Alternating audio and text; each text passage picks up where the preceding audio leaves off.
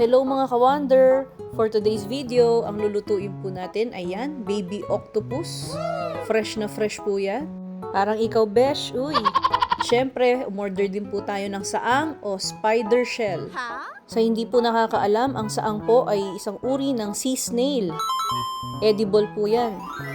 At dahil medyo makunat po ang octopus kumpara sa pusit, papakuluan po muna natin para matanggal din po natin yung mga dumi-dumi niya.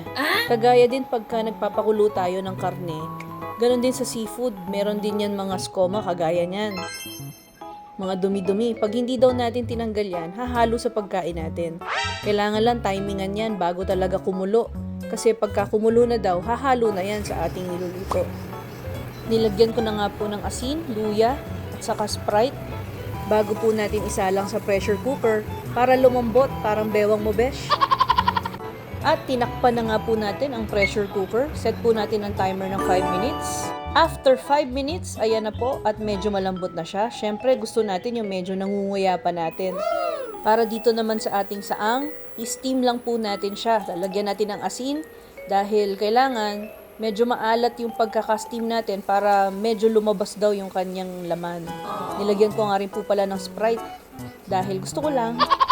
Ayan, kumukulo na po ang ating saang at nag-aamoy dagat na po dito sa bahay. Ayan po, binuksan ko na at talaga naman pong amoy dagat. At tikiman portion na po tayo ng ating steam saang. Tikman nga po natin. Gumawa rin po ako dyan ng masarap na sausawan. Ganyan po ang paghila ng saang, dahan-dahan lang. Yan.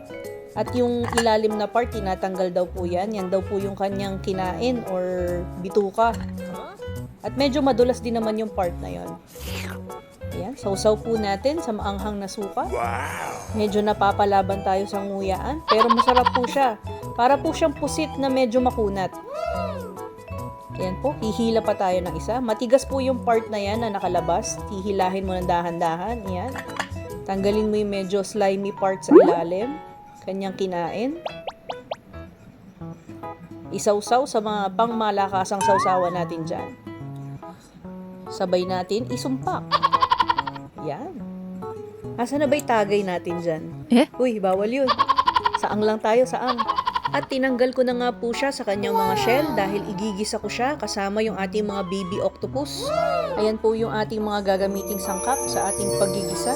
Napadami po yung ating dahon ng sibuyas dahil madami po akong tanim yan sa bakuran.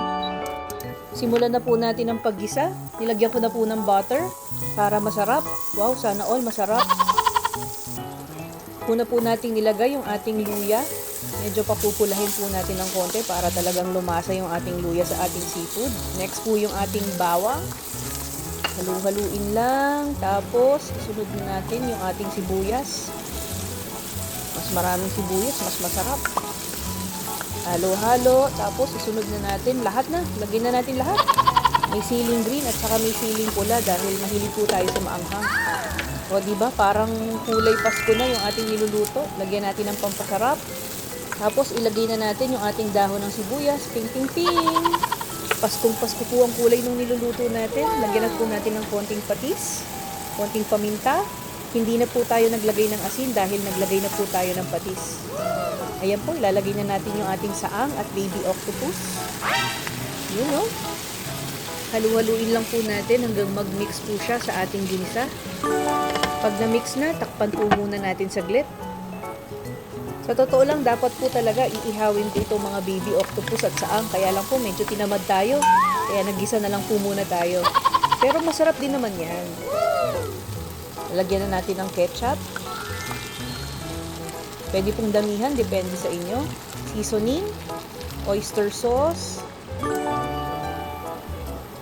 at konting toyo. Halu-haluin lang po muna natin. Pero ngayon pa lang naaamoy ko na. Ang sarap na, nakakagutom na po. Ay, grabe makataktak. Lagyan na po natin ng tubig. Halu-haluin lang po muna natin bago po natin takpan ulit para medyo lumambot pa siya. At ayan na nga po. Pagka-simmer po natin, halu-haluin. Yung itsura po niya parang inadobo dahil po sa tinta yan, kaya medyo maitim siya. Pero iba po yung ating atake dyan. Parang ginisa na parang sizzling na, ewan ko ba? Basta masarap po yan. Ayan, tinaktak na naman. Dahil okay na po siya. Tara, kain na! Ni-rice topping ko po siya ngayon mga ka-wonder. Parang masarap siya na rice topping. Para subo na lang ng subo. Yum! Saktong-sakto po yung lambot ng ating octopus. Bagay na bagay po talaga sa kanin yung ating timpla. Kung gusto nyo pong magsawsawan, pwede rin naman po. Pampasarap din yan. Talagang mapapalaban po kayo sa kanin sa timpla natin na yan. Kayo po ba? Ano po bang mga lutong ginagawa nyo sa octopus opposite? Karaniwan na po kasi yung calamares o di kaya adobo. Try nyo po minsan itong ginisa. Dadamihan nyo lang po yung sinaing dahil talaga mapapalaban kayo dyan. Hello, hello, sabi nung baby octopus. Sabayan na po natin ang ating pampagana, hinog na mangga. Ganyan po ako kumain ng mangga, sinasabay ko po sa aking pagkain. Mas ginaganahan po kasi akong kumain pag ganyan. Teka, hanapin nga natin. Nasaan nga ba yung saang natin dito? Ayun, yan po yung ating hiniwang saang. Tikman nga natin. Wow, sarap din. Nagtira po pala ako ng konting baby octopus sa kasaang. Iihawin po natin bukas.